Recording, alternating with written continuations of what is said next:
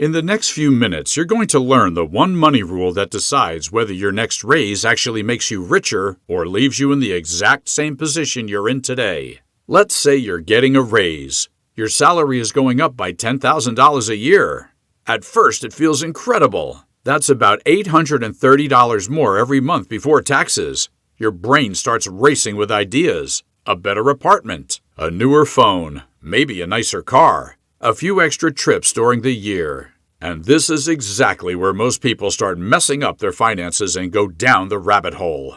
I'm Steve, and today I'm going to show you the number one money rule wealthy people follow whenever their income goes up.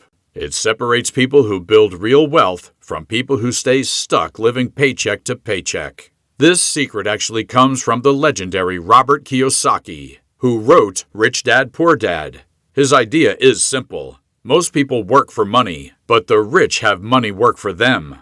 He says you must know the difference between an asset and a liability. If you buy things that pay you, you get rich. If you buy things that cost you, you stay stuck. Follow closely until the end, and you'll see exactly how this one shift in thinking can turn your income into a system that starts paying you back instantly.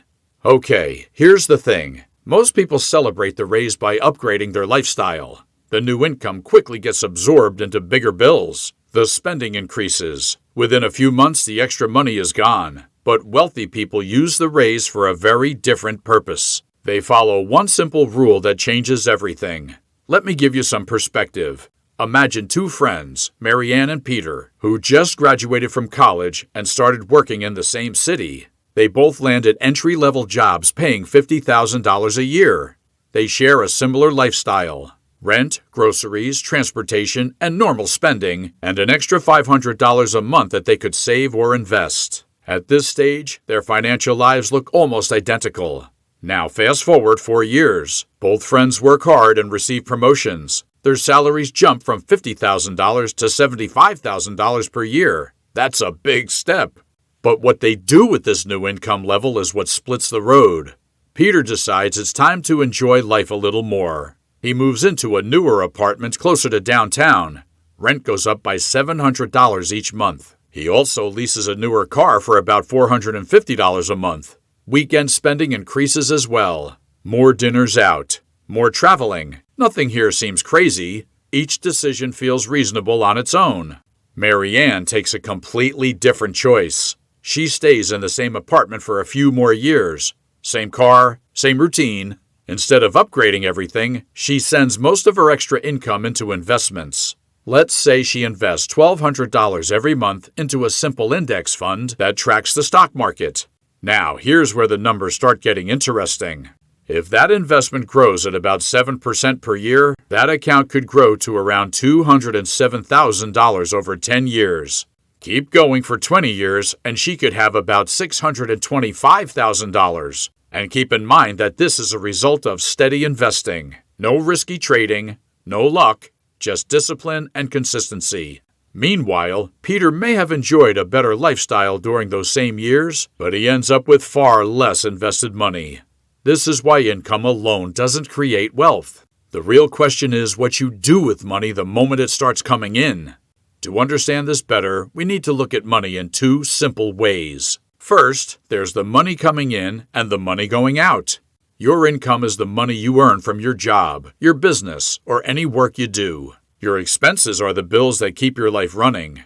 Rent or a mortgage, groceries, transportation, utilities, insurance, all the normal things that help you maintain a basic standard of living. Most people spend almost all their time thinking about these two things. They want their income to go up, and they try to keep their spending under control. That's a good start. But there's another layer to money that matters just as much, and most people don't pay attention to it. That layer is assets and liabilities. An asset is something that puts money into your pocket. A liability is something that pulls money out of your pocket. A rental property that gives you $500 every month is an asset. A car loan that costs $600 each month is a liability. One helps you build wealth, the other drains money over time. Many people build their lives that are filled with liabilities. Bigger homes, expensive cars, more subscriptions, more monthly bills. The wealthy tend to buy more and more assets. Each asset acts like a small worker earning money for them in the background. And the more workers you have, the less pressure you feel from your main job. Let's look at a very common example. Let's say you buy a new SUV to celebrate a milestone in your career. Maybe a $55,000 vehicle financed over 6 years. That's about $850 per month in installments. By the time the loan is finished, the total cost could reach more than $61,000 including interest. And after 6 years, the car might be worth less than $20,000. And that's the catch. Now, let's say you put $900 every month into a simple index fund. Your account could grow to around $285,000 over 15 years, assuming a 7% return. At this point, the investment itself begins to generate noticeable income. A 4% withdrawal from the portfolio could generate about $11,400 per year. That's roughly $950 every month. In other words, the investment now makes you roughly the same amount you contributed each month at the start. When you reinvest the money and let compounding take effect, your income grows even further up to the point of true financial liberty. This does not mean quitting work to go live on a beach. It means your life no longer depends on one paycheck. You work because you want to, not because you have to. And the journey toward that point often starts with the most important asset of all, your skills. Many people forget that the fastest way to increase investing power is to increase earning power. Let's say 2 workers start their careers in computer science at $50,000 per year. The first one stays with the same basic skills for 10 years. The second one spends evenings learning data analysis, digital marketing, or advanced project management. After several years, the second worker may qualify for jobs paying $90,000 or even $110,000, and that makes all the difference. Skills are powerful because they go with you everywhere. A market crash can hurt investments, but it can't erase the knowledge you've built. That's why many successful people spend thousands each year on learning something new. From here, many people start building other types of assets. Some invest in the stock market. Some buy rental properties that produce steady cash flow. Others build small businesses or online projects that grow over time.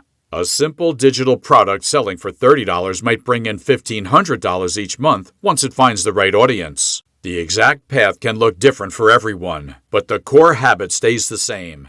When income grows, think about buying assets first. Lifestyle comes later. This approach can feel slow at the beginning. Friends might upgrade their lifestyle faster. Social media will display vacations, cars, and impressive homes. But wealth often grows quietly over the years. So, how can you start today? First of all, you have to be honest. Look at your bank statement for the last month. Ignore the big numbers. Look at the small ones. See how much you spent on fast food.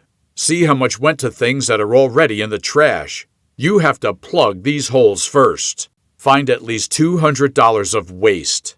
Take that money and move it to a separate account the moment you get paid.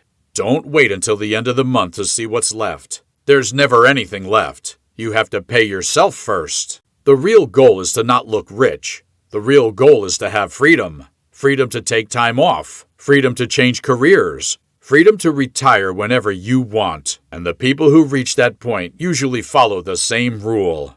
Assets first, lifestyle second. If you enjoyed watching this video, be sure to hit subscribe and leave a comment. Remember this: change begins where there are consistent actions. And we'll see you in the next one.